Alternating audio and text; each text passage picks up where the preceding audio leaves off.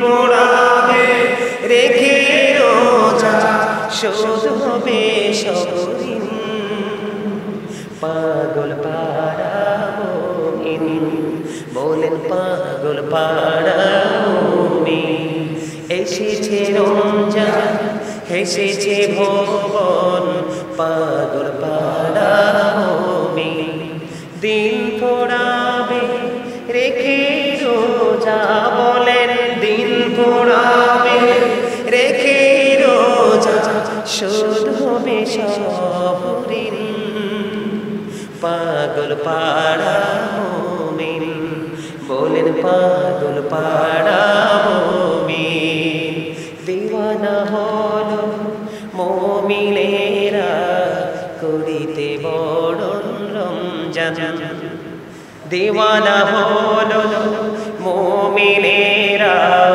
করিতে বড় রমজান রমজানেরই মধুর ছোঁয়ায় পাপ হবে সব বিলীন পাগল পাড়া মুমিন বলেন পাগল পাড়া রমজান পর্যন্ত মনে থাকবে আমার তো সন্দেহ হয় ঠিক কিনা রমজান মাস কার আমরা উম্মতের খবর দিয়েছেন আপনার আমার নবী আল্লাহ রাব্বুল আলামিন কোরআনে বলেছেন ইয়া আইয়ুহাল্লাযীনা আমানু কুতিবা আলাইকুমুস সিয়ামু কামা কুতিবা আলাল্লাযীনা মিন ক্বাবলিকুম লাআল্লাকুম তাত্তাকুন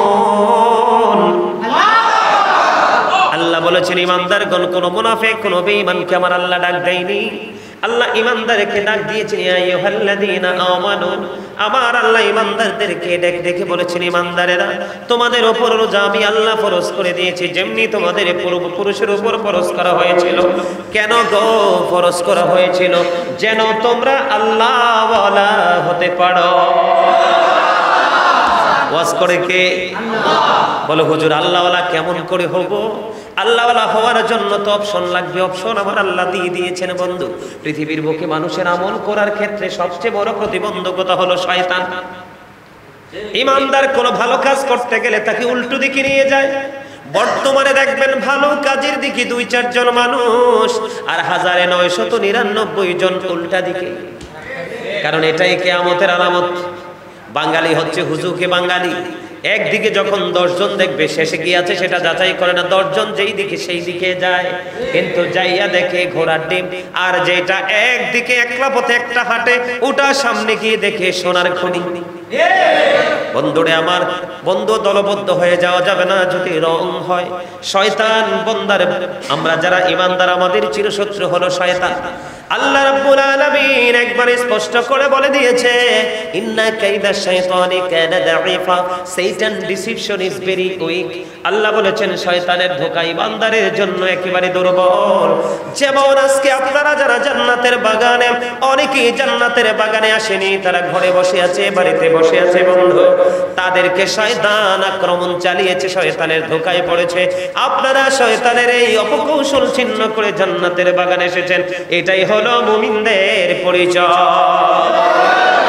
আর জোরে বলেন না সুবহানাল্লাহ সুবহানাল্লাহ বললে কি লস হয় বলেন না কেন কয় কোটি টাকা জমাইছেন আজরাইলকে ম্যানেজ করার জন্য আসেনি বিল্ডিং এ শক্ত দরজা লাগাইছেন আজরাইল ঢুকতে পারবে না আজরাইল যখন আসবে বলবে just time no complain no argument কোনো তর্ক বিতর্ক চলবে না 1 সেকেন্ডের মধ্যে হৃদয় ছিঁড়ে তোমার দেহ থেকে তোমার আত্মাটাকে ছিনিয়ে নিয়ে যাবে তখন তোমার নামের আগে যুক্ত হয়ে যাবে একটা শব্দ মরহুম ঠিক না এই জন্য তুমি মরার আগে বাজার করো ভালো করে কি করে ভালো করে বাজার করো বলে হুজুর বাজারটা কি আল্লাহ রাব্বুল আলামিন বলেছেন ফাযকুরুনি আযকুরুকুম আল্লাহ বলেছেন remember me then I will remember you তোমরা আমাকে স্মরণ করো আমি তোমাদেরকে স্মরণ করব স্মরণের আরবি হলো জিকির ইংলিশ হলো রিমেম্বার বাংলা হলো স্মরণ করা ঠিক কিনা বলা আর জোরে হুজুর কেমনে জিকির করব ফাযকুরুল্লাহ কিয়ামান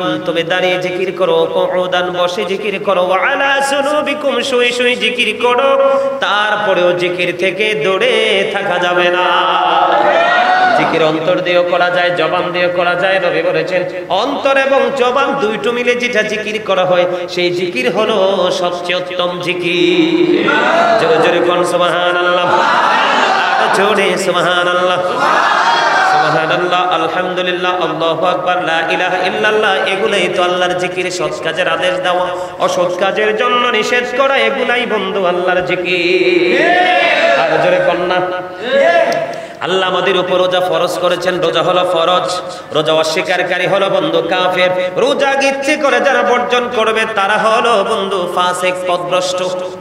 নাউজুবিল্লাহ বলে।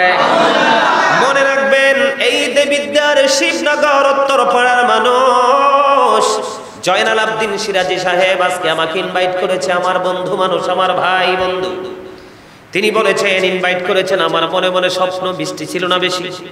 আমি কুমিল্লা বসে বসে আল্লাহর কাছে বলেছি, মালিকু আসছে সামনে মাহে রমজান, আজকে রমজান নিয়ে কিছু তথ্য দিব, মানুষের কাছে সুযোগ করে দাও। বন্ধু আমি বের হওয়ার আগেও প্রবল বৃষ্টি। আমি যখন দেরি হয়ে বন্ধু বের হব প্রস্তুতি নিয়েছি, ও বন্ধু বের হয়ে দেখি একটা ফোঁটা বৃষ্টি নাই, এখনো নাই। এটা আমার মালিকের রহমত। আপনাদের জন্য নিয়ামতের খবর নিয়ে এসেছি বন্ধু, একটু ধৈর্য ধরে শুনবেন। একটা রোজা যদি ফরজ, এই রমজানের রোজা কিন্তু ফরজ। একটা রোজা যদি কেউ ইচ্ছে করে বন্ধু ছেড়ে দে, সারা জীবনেও একটা রোজার খেসারত বান্দা দিতে পারে না। সারা জীবন চেষ্টা করলেও একটা রোজা ইচ্ছে করে ছেড়ে দিবে বন্ধু, এই রোজার কৌশলেও তুমি রোজার খেসারত দিতে পারবা না। কারণ আল্লাহ রাব্বুল আলামিন যে শর্তগুলো দিয়েছে, এই শর্তগুলোর আওতায় যদি তুমি থাকো, যেমন তুমি অসুস্থ রোজা রাখতে পারো না, মনে অনেক অনেক আকাঙ্ক্ষা, তোমার জন্য বিকল্প ব্যবস্থা আছে, ঠিক কিনা? তুমি সফরে গিয়েছো মুসাফির, তুমি রোজা রাখতে পারছো না, তোমার জন্য বিকল্প ব্যবস্থা আছে। কিন্তু যিনি স্বয়ং সম্পূর্ণ, তার যদি ইচ্ছে করে রোজা ছেড়ে দে, সারা জীবনও তার এই রোজার খেসারত দিয়ে শেষ করতে পারবে না। জোরে কন্যা ঠিক কিনা বেঠি? রোজাকে ছাড়বেন না, রোজা ধরবেন। আর জোরে রোজা ধরবেন। কেন জানেননি? রোজা আমাদের জন্য বন্ধু বড় একটা নিয়ামত। ইদা জা রমাদানু ফুতিহাত, যখন রমজান আগমন করে, আবওয়াবুল জান্নাহ, জান্নাতের দরজা আল্লাহ সবগুলো খুলে দেয়। ওয়া গুল্লিকাত আবওয়াবুন নার, জাহান্নামের দরজাগুলো বন্ধ করে দেয়। এই কিসের কথা? কি ব্যাপার? কি কথা বললে বাইরে, এখানে না। এটা জান্নাতের বাগান, এখানে কোরআন হাদিস নিয়ে কথা হচ্ছে। কি আল্লাহ এবং আল্লাহ রাসূলকে নিয়ে কথা হচ্ছে। এখানে কোনো ধরনের কোনো কথাবার্তা চলবে না। ভালো না লাগলে বাইরে বিরিয়ানির সময় আসবা, সমস্যা নাই। বিরিয়ানি দেখছি ডেকে ডেকে রেডি আছে, খাইতে পারবা ইচ্ছা মতো। কি চমৎকার ওয়াজ, এরা কথা বলে, কি আশ্চর্য অদ্ভুত ব্যাপার। মৃত্যুর ভয় মানুষের নাই।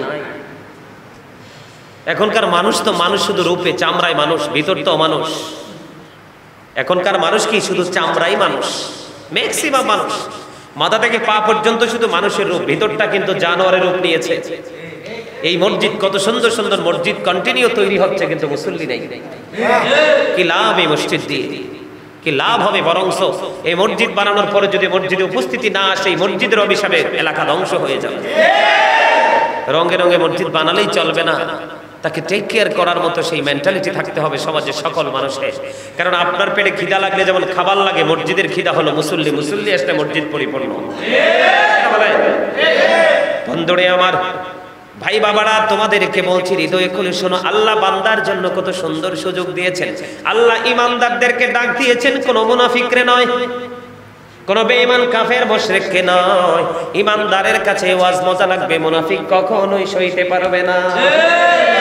আল্লাহ রাব্বুল আলামিন কত চমৎকার ভাবে বলেছেন, আমি তোমাদের জন্য রোজা ফরজ করেছি, তোমাদের পূর্বপুরুষ যারা ছিল তাদের জন্য ফরজ করেছিলাম। কেন গো? যেন তোমরা আল্লাহওয়ালা হতে পারো, আল্লাহর দিদার প্রাপ্ত বান্দা হতে পারো। আল্লাহর দিদার প্রাপ্ত মানুষ অন্য মাসে আমল করতে পারে না, কারণ শয়তানকে আল্লাহ ছেড়ে দিয়ে রেখেছে। কিন্তু বন্ধু, রমজান মাসটা ইমানদারের জন্য কত বড় নিয়ামত।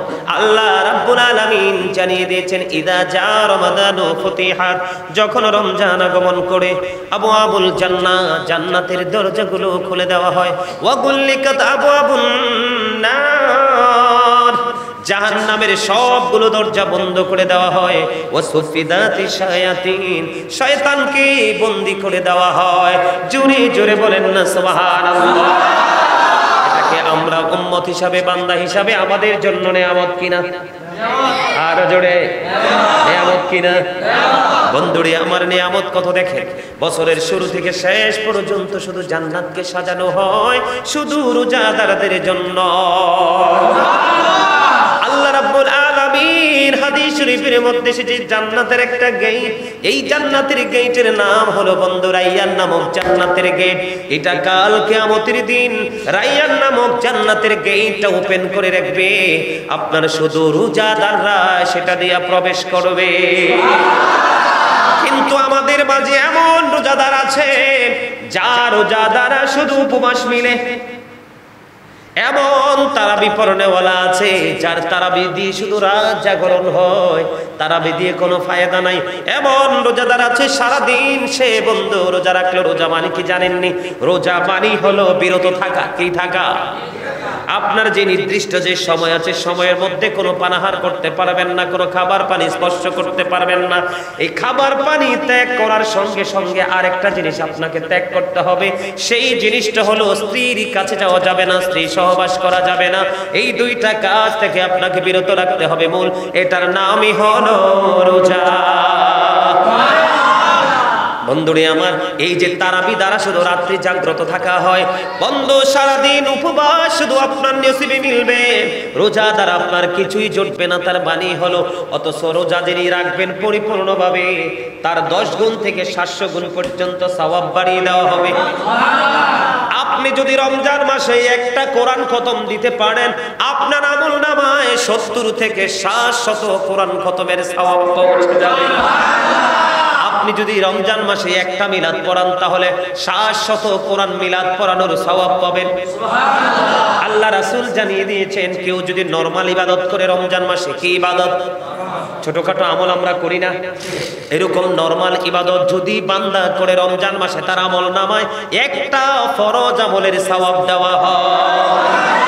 বন্ধু, এই দেবিদ্বার শিবনগরের মানুষ, উত্তর পাড়ার মানুষ, আমার নবী জানিয়ে দিয়েছেন রমজান মাসে কেউ যদি একটা ফরজ আমল করে তার আমল নামায় 70টা ফরজ আমলের সওয়াব দেওয়া হয়। বলে হুজুর, দিনের বেলা উপবাস থাকলাম, রোজার কোনো সওয়াব পাইলাম না। তো আপনি যদি আল্লাহ রাব্বুল আলামিনের আইন মেনে যদি রোজা রাখতে পারেন তাহলে আপনার সকল জীবনের গুনাহ, ঠিক কিনা বলেন? আপনাদের জামানায় যারা বড় বড় বুজুর্গ আলেম ছিল তারা 20 রাকাত করছেন, 8 রাকাত। চাচা কথা বলেন না, 20 রাকাত না 8 রাকাত? আপনাদের জামানায় 20 রাকাত করছে না সবাই? মারামারি কাটাকাটি ছিল। এখনকার বন্ধু, এই যে বন্ধু প্রত্যেকটা বিষয় নিয়ে মানুষের মধ্যে দ্বন্দ্ব সৃষ্টি করে দিচ্ছে, এত বেশি ভুল ফতোয়া দেওয়ালা বক্তা বাংলাদেশে বের হয়েছে। 73টা দলের মধ্যে 73টা দলের লিডারই হলো মাওলানা, ঠিক কিনা বলে? একটা মাত্র হলো রাইট, বার 72টা কি? কথা বলেন না কেন? 72টা রং, একটা হলো রাইট। এত রঙের মাঝে রাইট খুঁজে বের করা বড় মুশকিল। আপনাদের জন্য সহজ উপায় হলো, আমার চাচা আমার দাদার জামানায় যে ইসলামটাকে মেনে এসেছিল, যেমন আমরা বন্ধু মিলাদ করেছি, তারা মিলাদ করছেন না? আপনারা দাদার লগে গেছেন না? সেই জামানায় গজব ছিল বেশি না এনকা বেশি? অহনকা বেশি না? কারণ আপনাদের জামানা ছিল সত্য, সব ছিল সত্য, কোনো মারামারি হানাহানি ছিল না। বন্ধু নবী বলেছেন, কিয়ামতের পূর্ব করে পৃথিবীর বুকে সবচেয়ে বেশি নিকৃষ্ট মানুষ হবে আলেমরা। তাদের সুবিধার জন্য, তাদের স্বার্থের জন্য, আধিপত্য বিস্তার করার জন্য, মানুষের মন জয় করার জন্য মন গড়া ফতোয়া দিয়ে দিয়ে সাধারণ মানুষকে ধ্বংস করে দিবে। আমাদের দেশে কিন্তু কিছু সুবিধাবাদী নাস্তিক আছে না নাই? দেখবেন কিছুদিন পরে যদি কোনো বড় শায়েখ যদি ফতোয়া দেয়, জুমার নামাজ তো নাই, আগে তারা বল করছে, দেখবেন 100 জনের মধ্যে 20 জন এটাকে সাপোর্ট করে ফেলবে। কি বুঝছেননি আমার কথা? এইরকম বড় বড় জঘন্য মিথ্যাচার কিন্তু এখন করতেছে। বন্ধুরে আমার, ওমর রাদিয়াল্লাহু তাআলা আনহু মানুষ একত্রিত করলো, উবাই ইবনে কাব রাদিয়াল্লাহু তাআলা আনহু সবাইকে নিয়ে 20 রাকাত তারাবি নামাজ পড়েছে। জোরে জোরে সুবহানাল্লাহ। মুরব্বীদের ইসলামটা মানবেন, তাদের মুরব্বীদের আমলে যেভাবে আমল করেছেন সেইভাবে করবেন, দুনিয়া ঠিক থাকবে। যুবক মনে রাখবো, আমি আজকে এই জায়গায় বলে গেলাম, তোমরা যারা ইয়াং ম্যান আছো তোমাদেরকে বলতে চাই, এই যে মুরব্বীরা আছে, এই যে মুরব্বীরা আছে, ওনারা পৃথিবী চলে যাওয়ার পরে, পৃথিবী ছেড়ে যাওয়ার পরে বেশি দিন এই পৃথিবী টিকবে না। কারণ বর্তমান যুবকেরা তারা নামাজ পড়তে চায় না, আল্লাহ রাসূলের গোলামি করতে চায় না। ওই যে আধুনিক বন্ধু এলার্জিওয়ালা আলেমরা, কথিত মৌলবীরা ফতোয়া দেয়, এই যুবকরা মজা পায়, কয় নাই নাই নাই, বড় আরাম। ঠিক কিনা বলে? তোমরা মনে করো বেঁচে গেছো, না না, তারা কিন্তু তোমাদেরকে জাহান্নামের দিকে নিয়ে যাচ্ছে। তোমরা বুঝতে হবে, পরিপূর্ণ ইসলাম বন্ধু ডিজিটাল নয়। ইসলামের জন্ম যেখান থেকে যেমনি শুরু হয়েছে, এটা আজও পর্যন্ত এমনি থাকবে, এটা কখনো পরিবর্তন হবে না। পরিবর্তন হবে আমাদের মতো কিছু সুবিধাবাদী মানুষ। কথা বলেন না কেন? তারাবি নামাজ কয় রাকাত পড়বেন তো? ফতোয়া মানবেন নি? হ্যাঁ, কথা কন না কেন? মানে কম পড়লে ভাল লাগে না? কম পড়লে কি লাগে? একটু মজা লাগে না? কষ্ট লাগে না? এই হচ্ছে মুমিনদের লক্ষণ। এগুলো কার লক্ষণ? মুমিনদের চিন্তা ভাবনা। যুবকদেরকেও বলছি, জিরাইয়া জিরাইয়া দরকার লাগলে পড়বা, তারপরে 20 রাকাত একটা মাসে না মাত্র। যদি 50 ওয়াক্ত নামাজ বরাদ্দ হইতো উপায় ছিল আমাদের? হ্যাঁ, নবী আমাদেরকে মাইনাস করলো 45 ওয়াক্ত, 5 ওয়াক্ত দিল। আল্লাহ কয় আমার কথা লড়চড় হবে না, আমি বলছি 50 ওয়াক্ত। আমার বান্দা যখন 5 ওয়াক্ত পড়বে 50 ওয়াক্তের সওয়াব দিব। এটা কি আমাদের জন্য বিশাল নিয়ামত না? সম্মানিত উপস্থিতি, এই জন্য নবী বলেছেন আহলে সুন্নাহ ওয়াল জামাত ইজ দ্য বেস্ট পার্টি। সুন্নি জামাতের জন্য জান্নাত বরাদ্দ। একটা দলের জন্য জান্নাতের ঘোষণা দিয়েছেন আমার নবী, সেটা হলো কি?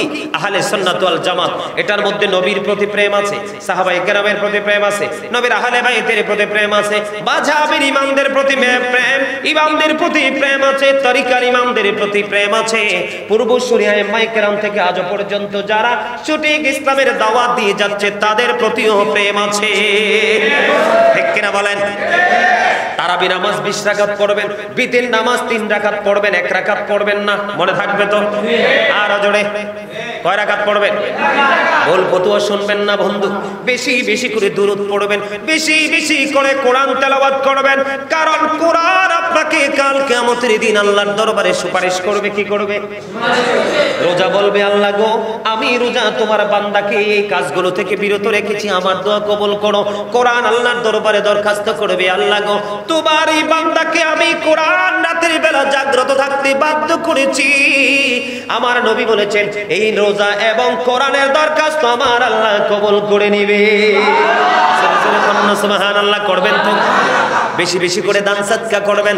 আমার রাসূল বন্ধু, রোজা রাখলে আপনারা সেহরি খাইতে হবে, হালাল উপার্জন দিয়ে ভাত কিনে খাবার কিনে খাবেন, অন্যথায় কিন্তু রোজা হবে না। ওই যে বলেছিলাম বন্ধু, সারাদিন উপাস থাকবেন, কাজ হবে না, গীবত বলা যাবে না, কাউকে গালি দেওয়া যাবে না, মিথ্যা বলা যাবে না, হারাম উপার্জিত অর্থ দিয়ে খাবার খাওয়া যাবে না।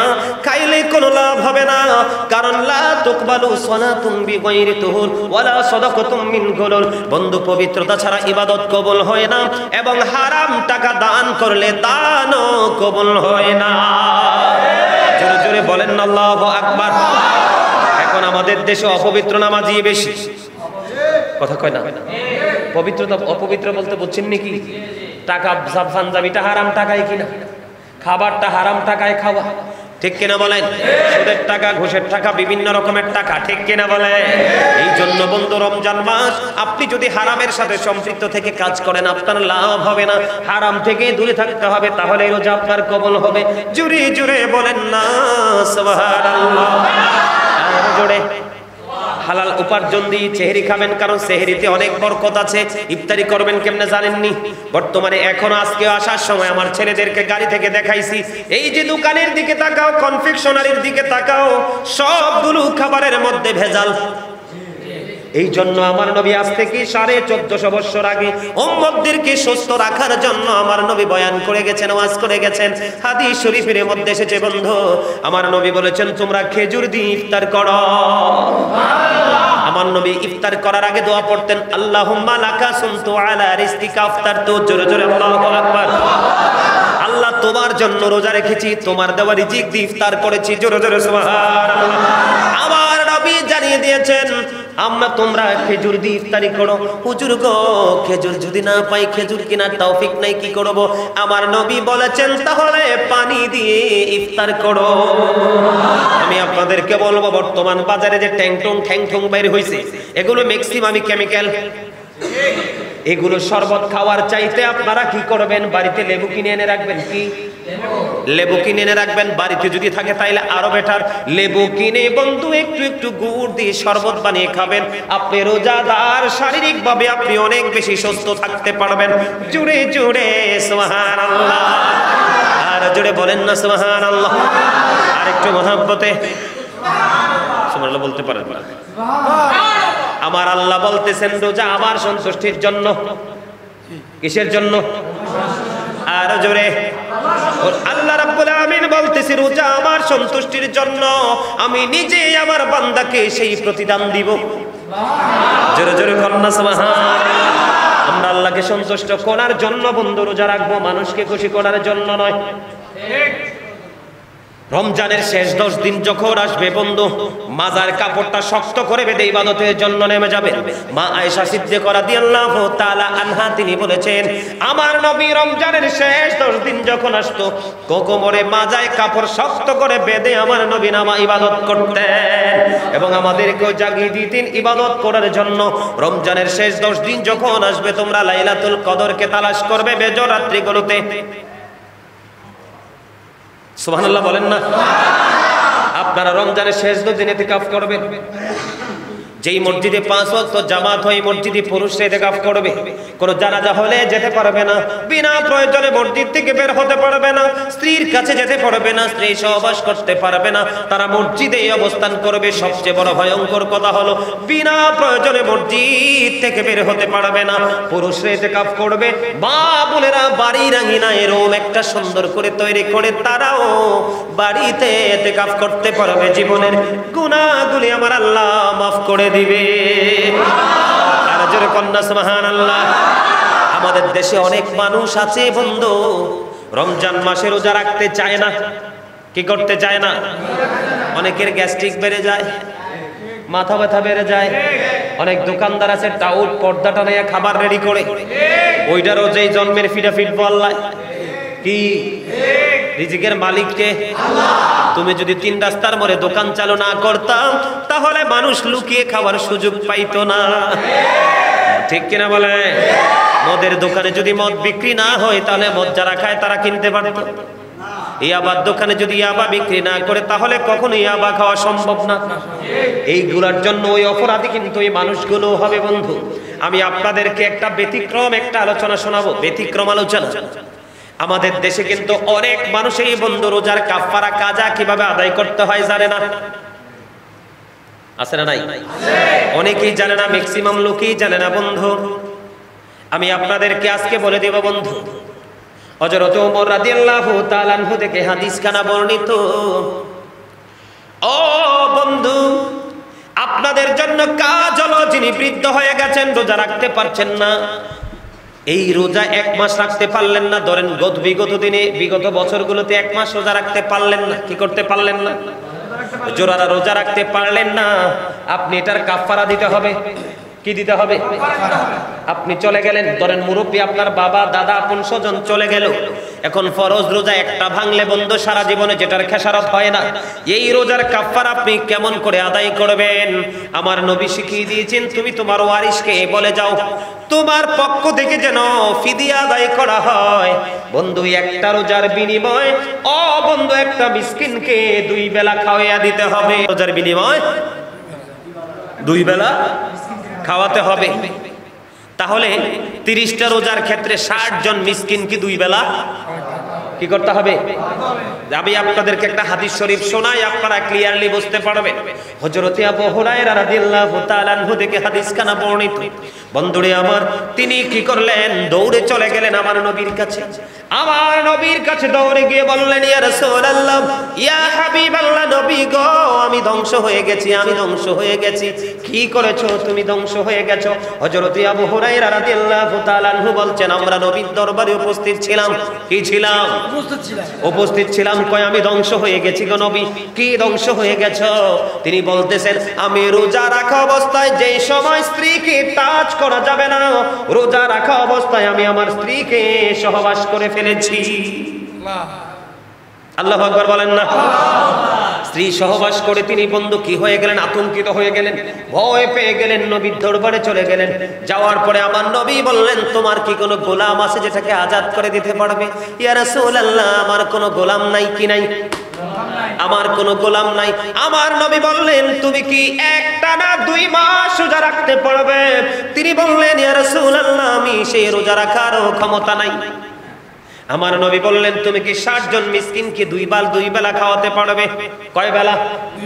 কয় রাসূল গো, আমি সেটাও করতে পারবো না। এবার আমার নবী বললেন, তুমি এখানে বসো। কি করো? এখানে বসো। বসার পরে আমার নবী ভিতরে গেলেন, ভিতরে গিয়ে এক জুড়ি খেজুর নিয়ে আসলেন। এসে বললেন, লোকটা কোথায়? তিনি বললেন, ইয়া রাসূলুল্লাহ, আমি এখানে। এবার আমার নবী তাকে খেজুরগুলো দিলেন, দিয়ে বললেন, তুমি এগুলো দান করতে থাকো। ইয়া রাসূলুল্লাহ, কাকে দান করব? আমার চেয়ে গরিব। তখন তিনি বললেন, হ্যাঁ। এবার আমার নবী কি বললেন, ইয়া রাসূলুল্লাহ, ইয়া হাবিবাল্লাহ, নবী গো, ও প্রাণের নবী, 2 পাহাড়ের মাঝখানে আমার পরিবারের চাইতে গরিব তো আর কেহ নাই। এবার আমার নবী বললেন, তাহলে তোমার পরিবারকেই খেজুর খাওয়া। জোরে জোরে কন্যা সুবহানাল্লাহ। তাহলে কি করতে হবে?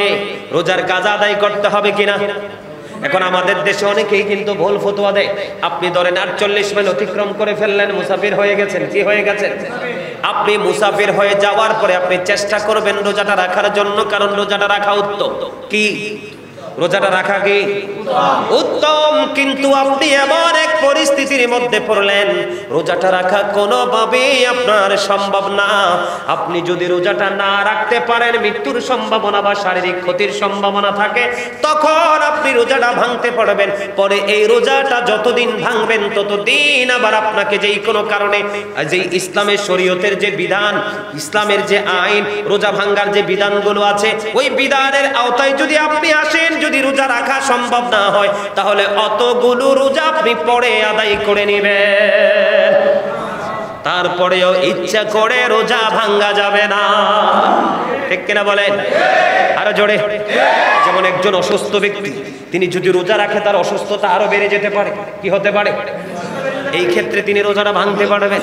একজন মা বন্ধু, তার গর্ভে সন্তান আছে, উনি রোজা রাখলে তার গর্ভের সন্তানের ক্ষতি হতে পারে, সম্ভাবনা বেশি, তাহলে এই ক্ষেত্রে তিনি রোজা ভাঙতে পারবে।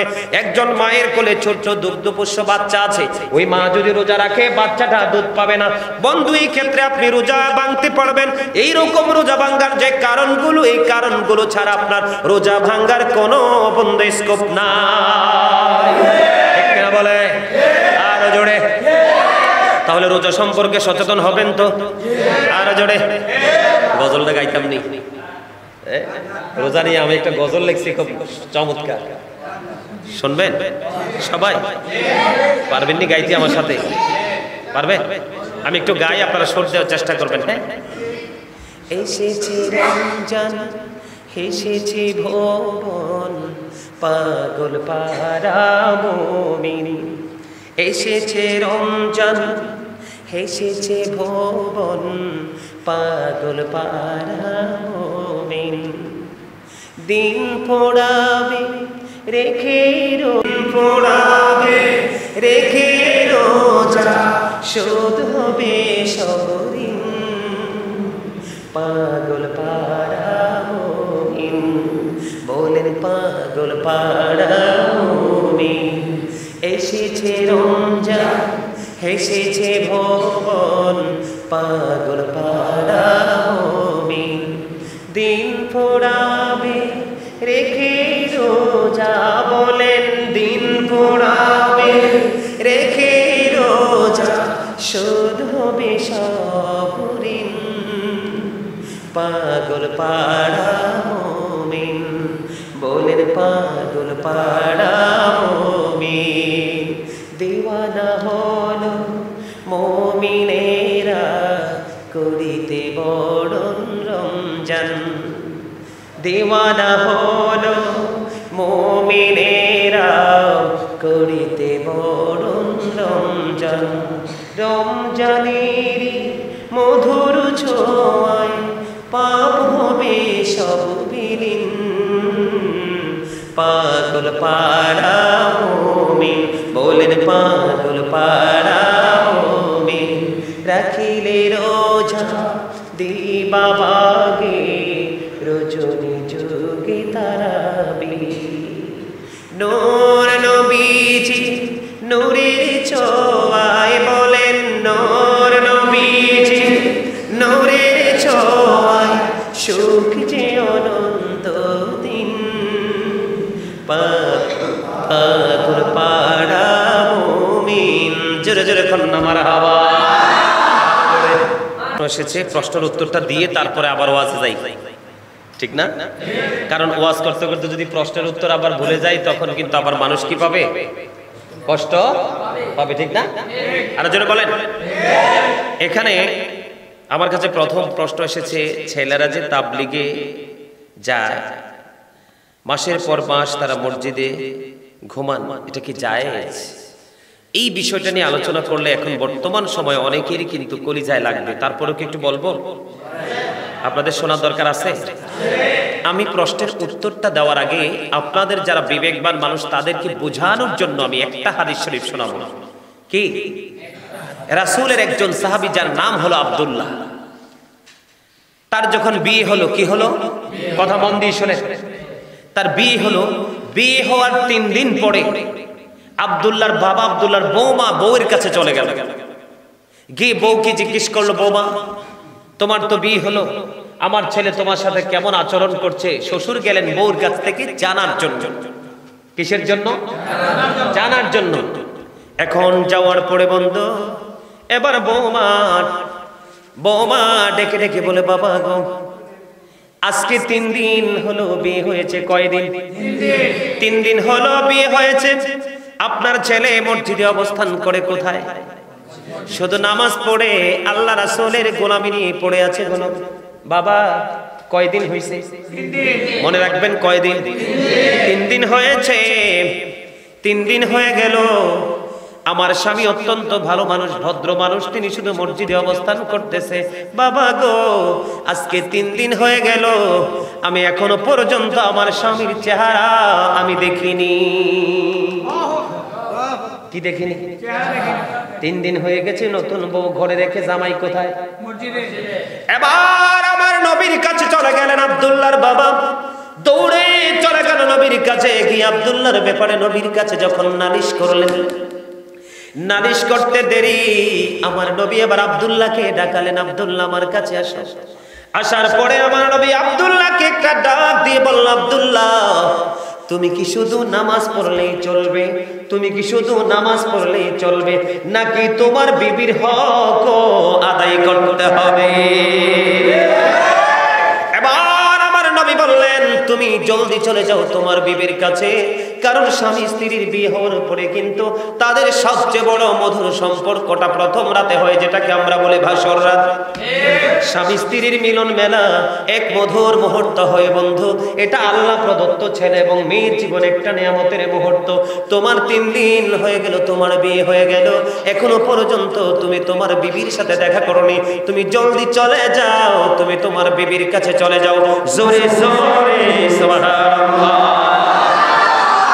আমি আপনাদেরকে আরেকটা তথ্য দিব বন্ধুগুলো, মনে রাখবেন, বিবেকবান যারা বুঝতে পারবেন বলবো। সাদ বিন মুআজ রাদিয়াল্লাহু তাআলা আনহু প্রতিদিন আমার নবীর পিছনে এশারের জামাত পড়তো। নবীর মুসল্লি ছিলেন, এশারের জামাত পড়তো প্রতিদিন আমার নবীর পিছনে। বন্ধু, এশারের জামাত শেষ করে উনি ওনার গন্তব্যে গোত্রে চলে গেছেন। ওখানে গিয়ে তিনি আবার ইমাম হয়ে যেতেন। মুসল্লিরা ওনার পিছনে ইক্তেদা করতো, নামাজ পড়তো। একদিন বন্ধু এক দৃশ্য দেখা গেল। এক খেজুর বাগানের মালিক ওই সাদ বিন মুআজ এশারের জামাত যখন পড়তেন, অনেক লম্বা কেরাত দিয়ে তিনি নামাজ পড়াতেন। একদিন এক খেজুর বাগানের মালিক তিনি কি করলেন,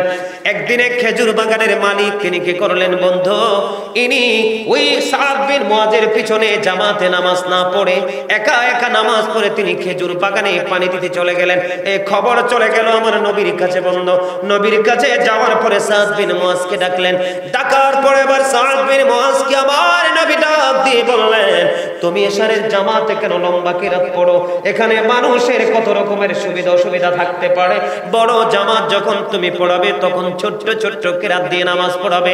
জোরে জোরে কন্যা সুবহানাল্লাহ। তুমি যখন একা একা নামাজ পড়বা তখন তুমি তোমার ইচ্ছে মতো লম্বা করে তুমি নামাজ পড়ো, কোনো সমস্যা নাই। ও বন্ধু, নবী পরে বলে দিয়েছেন শুধু নামাজই পড়লে চলবে না, তোমাকে পৃথিবীর কাজও করতে হবে। ওই যে খেজুর বাগানের মালিক যে তিনি নামাজ একা একা পড়ে খেজুর বাগানে চলে গেল, এটাও তার জন্য ইবাদত। কারণ গাছে যখন পরিপূর্ণভাবে খেজুর আসবে, এই খেজুর সে নিজে খাবে এবং মানুষের মাঝে ছড়িয়ে দিবে। এই খাবার দিয়ে মানুষের পৃথিবীর রিজিক মিলবে। আমার নবী যুক্তি মতো কাকে শাসন করা দরকার ছিল? খেজুর বাগানের মালিক কেনা? কারণ আমার নবী বলে দিয়েছেন মুমিনের সব কাজ বন্ধু ইবাদত। এই জন্য আপনি একটা ছেড়ে আরেকটা করতে পারবেন না। এই জন্য দুইটা জিনিস, দুইটা নিয়ামতের খবর আমি শোনালাম। এই যে বন্ধু, আমি গত কয় তারিখ আমি যে সন্দীপ গেলাম, এই মাসের 11 তারিখে আমি সন্দীপ গিয়েছি। আমার দিকে তাকান, সন্দীপ বিশাল নদী, আপনারা অনলাইনে দেখবেন, এই ভিডিওটা আছে বন্ধু। বিশাল নদী পাড়ে দিয়ে স্পিড বোটে আমি সন্দীপ গেলাম। আমেরিকা থেকে একটা পরিবার এসেছে শুধু আমাকে নেওয়ার জন্য তার বাড়িতে। সে এত বেশি ভক্ত, আমেরিকা নিউ ইয়র্ক থেকে তিনি এসেছেন। ওনার নাম হলো নুরুল আলম।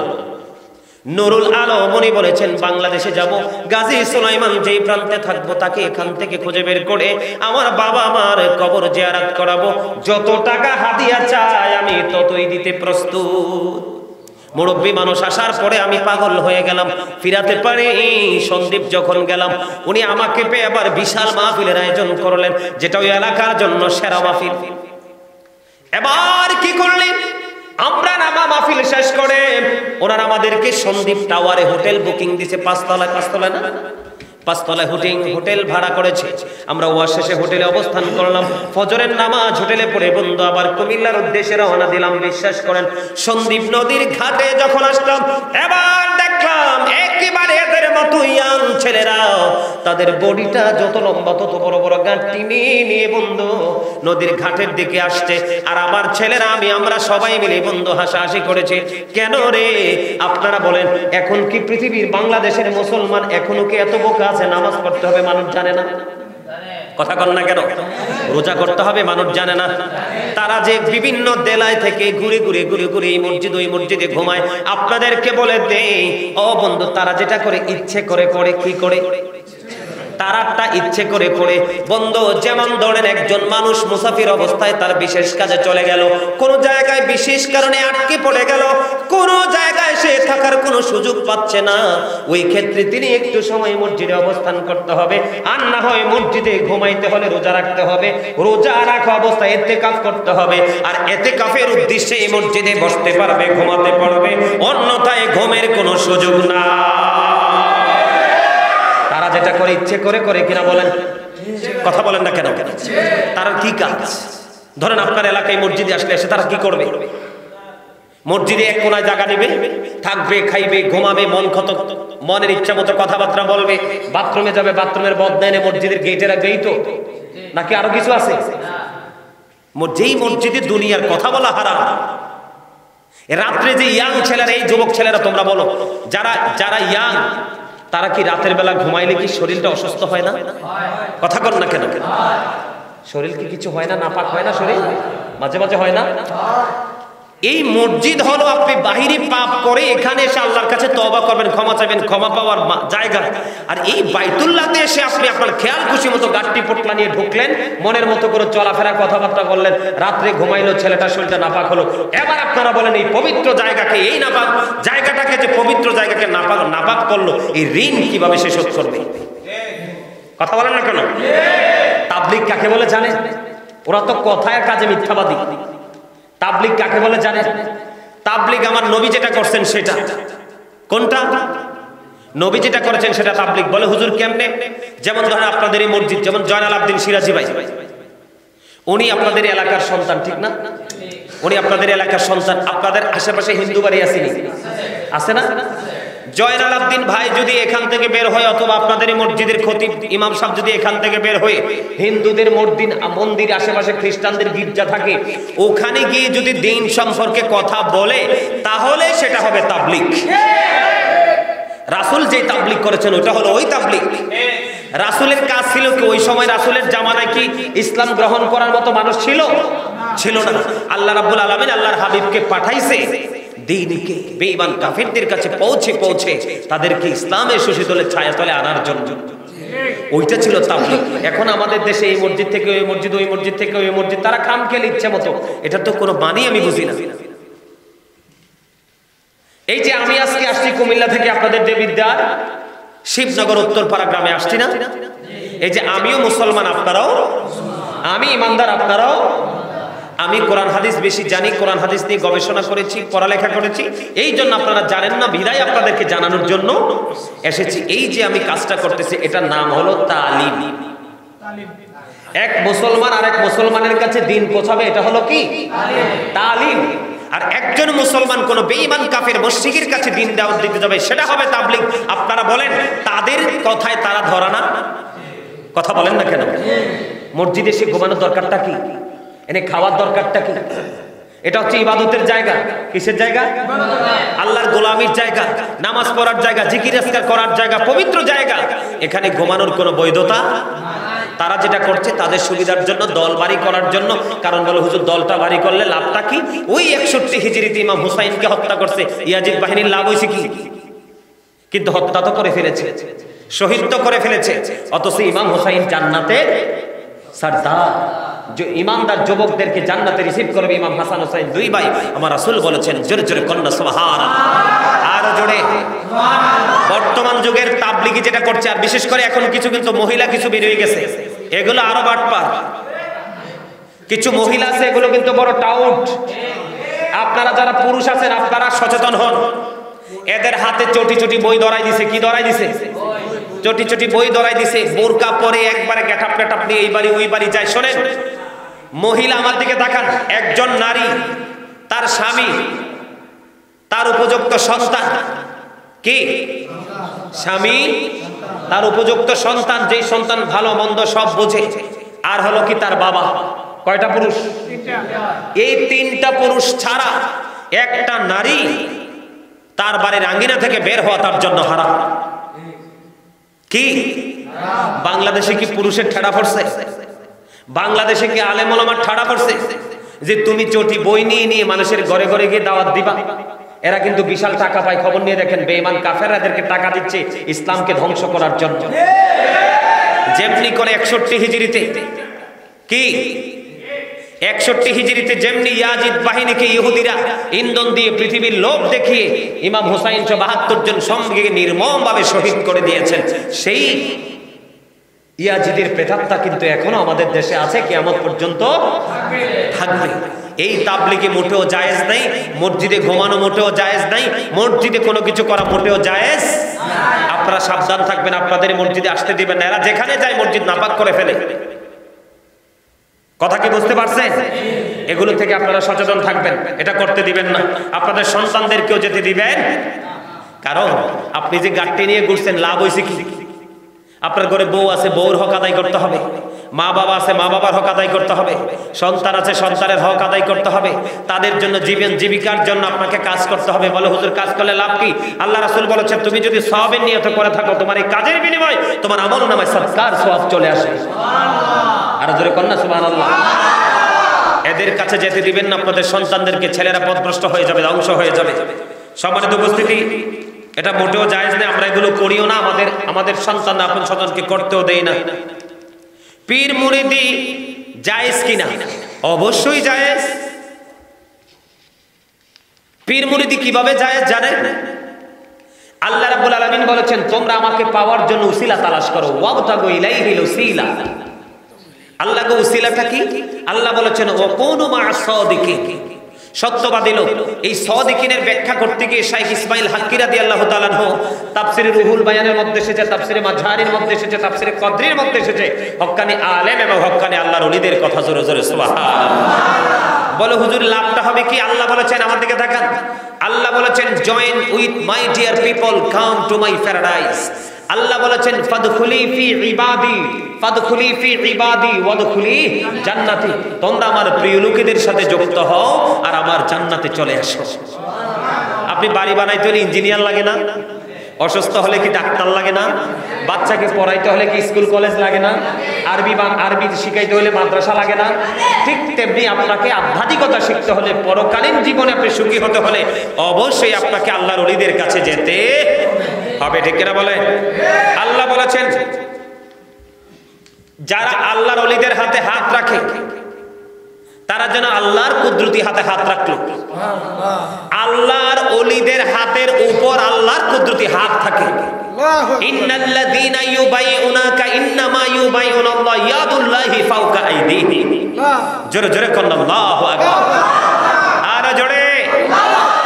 আপনি আল্লাহর ওলিদের কাছে যাবেন কিসের জন্য? আল্লাহকে চিনার জন্য, রাসূলকে পাওয়ার জন্য, ঠিক না? আমার দিকে তাকান, ইসলাম শুধু শরীয়তেই সীমাবদ্ধ নয়। শরীয়তের পরে তরিকত আছে, তরিকতের পরে হাকিকত আছে, হাকিকতের পরে ইলমে মারিফাত আছে। আপনি শরীয়ত মানলেন কিন্তু মারিফাতকে মানলেন না, মারিফাতকে মানলেন শরীয়তকে মানলেন না, আপনি পরিপূর্ণ কখনোই হতে পারবেন না। দেহ ছাড়া যেমন রুহের দাম নাই, রুহ ছাড়া তেমনি দেহের দাম নাই। এগুলো আপনাদেরকে বুঝতে হবে। আপনি যখন আল্লাহর ওলিদের সাথে যুক্ত হবেন, আল্লাহ কি বলছে? ওয়াদখুলি জান্নাতি, তাদের সাথে আমার জান্নাতে চলে আসো। আল্লাহ বলেছেন ওয়া উলিল আমরি মিনকুম, তোমাদের মধ্যকার যারা উলিল আমর আছে, শায়েখ আছে, তাদের অনুগত্য করো।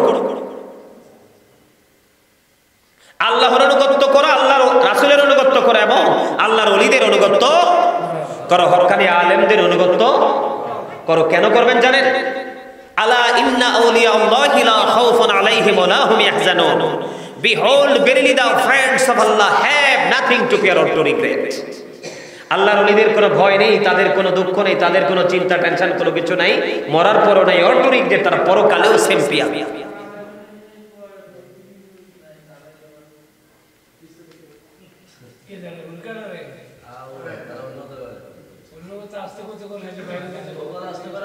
আমার কথা আপনারা বুঝতেছেন? আমি কিন্তু হাদিসে যাই নাই, সবগুলো কিন্তু কোরআনের দলিল। কিসের? আল্লাহ বলেছেন নাহনু আউলিয়াউকুম ফিল হায়াতিদ দুনিয়া ফিল আখিরাহ, we are your protecting friends in the life of the world and in the hereafter. আমরাই তোমাদের বন্ধু দুনিয়ার জীবনে এবং পরকালের জীবনে। জোরে কন্না সুবহানাল্লাহ। মানুষ মরে গেলে কবরে যায় না? আমরা কিন্তু সবাই দেখি মাটির ঘর করছি, বাঁশ দিয়ে ছাউনি দিছি, তাকে মাটি দিয়েছি, কিন্তু কবরের ভিতরটা কিন্তু দুই রকম। কয় রকম? একজনের জন্য নিয়ামত, আরেকজনের জন্য কিয়ামত। একজনের জন্য কি নিয়ামত, আরেকজনের জন্য। আপনি আল্লাহওয়ালা লোকেদের সাথে যুক্ত হয়ে, আল্লাহর ওলিদের সাথে যুক্ত হয়ে আপনি যখন কবরে যাবেন, এদিকে তাকান। মানুষ তো মনে করে যে মানুষ মরে গেলে কবরে লাশ হয়ে পড়ে থেকে, আসলে এরকমটি নয়। আল্লাহ রাব্বুল আলামিন ওয়াজ করতেছেন ইনদা রাব্বিহিম ইউরযাকুন, দে রিসিভ ফুড ফ্রম আল্লাহ। আল্লাহওয়ালা লোকেরা যখন কবরে যায়, তাদের কবরে আল্লাহ রাব্বুল আলামিন জান্নাত থেকে খাবার পাঠিয়ে দেয় আর তারা জান্নাত থেকে খাবার রিসিভ করে। সুবহানাল্লাহ। এই জন্য আপনাকে আল্লাহর ওলিদের কাছে যেতেই হবে, অন্যথায় উপায় নাই। আছে? এটা 100% জায়েজ। তারপরে আরেকটা প্রশ্ন করেছেন আমাকে, সম্মানিত উপস্থিতি, কিয়াম নিয়ে বর্ণনা। কিয়াম মানে দাঁড়ানো। কিয়াম মানে কি? দাঁড়ানো। কিয়াম নিয়ে বর্ণনা করতে গেলে কিন্তু কোরআন হাদিস দুটাই লাগবে। একটু আপনাদের সামনে আলোচনা করব, শুনবেন ছোট্ট করে। আচ্ছা, আপনাদের কাছে আপনাদেরকে বলি, আপনারা যখন দুনিয়ার কোনো কাজ করেন, আমরা দুনিয়ার যখন কোনো কাজ করি, দুনিয়ার যেমন ধরেন আমরা এখানে কি বসা, আমি আসার পরে কিন্তু অনেকে দাঁড়াইছে, কি করছে? এটা কি আমাকে সম্মান করছে? এটা কি না যায়? হ্যাঁ, কথা বলেন। ওই দিন নোয়াখালীতে গেছিলাম এক প্রোগ্রামে, বুঝছেন? তো নোয়াখালীতে যাওয়ার পরে দেখছে যে অপু ভাই চিতুষিতে ওয়াজ করতে গেছি। এখন এইরকম ধরনের কিছু প্রশ্ন আমাকে করছে পাবলিক। এর মধ্যে এত গরম লাগছে, তো গরম লাগার কারণে ওই যে ফ্যান আছে না খারা জাফর বাবার অনুষ্ঠানে যে কি ফ্যান বলে, স্ট্যান্ড ফ্যান, বড় ফ্যানগুলো। এখন তিনি কি করছে, আমার এই ঘাম দেখে দৌড়ে কাছে আসছে, আয়সা তিনি কি করছেন, ফ্যানটা আমার কাছাকাছি একবারে মানে পাওয়ারফুল ভাবে তিনি ওপেন করে দিছে। একটু লাগছে, আমি ঠান্ডা হয়ে গেছি, আমি একটু আরাম পাইছি। তখন আমি অপু ভাইকে প্রশ্ন করলাম, এই যে আমি ঘামায় গেলাম, আপনি যে পিছন থেকে দৌড়ে আসলাম ফ্যানটাকে আইনা আমার সামনে লাগাই দিলেন, আমি ঠান্ডা হয়ে গেলাম, এই কথাটা কোন কিতাবে লেখা আছে? এবার তো দর্শক সব আশ্চর্য হয়ে গেছে, হুজুর এটা তো কোথাও লেখা নাই। তো এটা কোথাও লেখা নাই, এই জন্য এটাকে নাজায়েজ বলতে পারবেন আপনি? কয় না হুজুর, এটা আপনার প্রয়োজনে ব্যবহার করা হয়েছে, কিন্তু নবীর ক্ষেত্রে আমরা যেটা করি প্রয়োজনে করি না, মহাব্বতে করি, কোরআন এবং হাদিসের দলিল নিয়ে করি, আপনি এটাকে কিভাবে নাজায়েজ বলেন? তাহলে আমার বুঝতে হবে আপনার বিবেকটা সরু, ঠিক না? এটার প্রসারতা নাই, বিবেকটা কি হয়ে গেছে, পাওয়ারটা লেস হয়ে গেছে। আমার দিকে তাকা বন্ধুরে আমার, মা আয়েশা সিদ্দিকা রাদিয়াল্লাহু তাআলা আনহা থেকে হাদিস খানা বর্ণিত, মসজিদে নববীর মধ্যে যখন মিম্বার তৈরি হলো, আপনাদের এখানে মিম্বার আছে না নাই? মসজিদে নববীর মধ্যে যখন বন্ধ মিম্বার তৈরি হয়ে গেল, মিম্বার তৈরি হয়ে যাওয়ার পরে হাসান ইবনে সাবিত রাদিয়াল্লাহু তাআলা আনহু মসজিদে নববীর মিম্বরে দাঁড়াইয়া কুফরিকে নিন্দা করে, রাসূলের শানকে বৃদ্ধি করে, রাসূলের শানকে বৃদ্ধি করে দাঁড়িয়ে দাঁড়িয়ে নাত পরিবেশন করেছিল। জোরে জোরে সুবহানাল্লাহ। তখন আমার নবী খুশি হয়েছিল না বেজার হয়েছিল? তার দলিল হলো, আমার নবী তখন খুশি হয়ে আল্লাহকে ডাক দিয়ে বলল, আল্লাহ তুমি হাসান ইবনে সাবিতকে রুহুল কুদ্দুসের মাধ্যমে সাহায্য করো। জোরে কন্না সুবহানাল্লাহ। সাহাবীরা দাঁড়াইয়া করছে না বৈশা? সাহাবীর যদি দাঁড়াইতে পারে, আপনার আমার মাজায় কি এতই ব্যথা, নবীর সম্মানে দাঁড়াতে পারবো না? মেম্বার যখন আসে, চেয়ারম্যান যখন আসে, কোনো খেলার যখন প্রধান অতিথি আসে, সবাই চেয়ার ছেড়ে দাঁড়িয়ে যায়, এটা কি আপনি নাজায়েজ বলতে পারবেন? এখন আপনারা প্রশ্ন করতে পারেন অনেকেই, নবী তো সশরীরে জিন্দা ছিল তখন, এখন নবী তো নাই, কেন নবীকে দাঁড়িয়ে সালাম দিব? যারা মনে করবেন নবী নাই, তারা আরো বড় বোকা মূর্খ। মানুষ সোজা কথা বলেন, মানুষ মারা গেলে কবরের পারে যাইয়া কি দোয়া পড়ে? বিসমিল্লাহি, আরে কথা কর না কিল্লে, বিসমিল্লাহি ওয়া আলা মিল্লাতি রাসূলিল্লাহ পড়ে কি পড়ে না? লাশটা কার হাতে তুলে দিয়েছেন?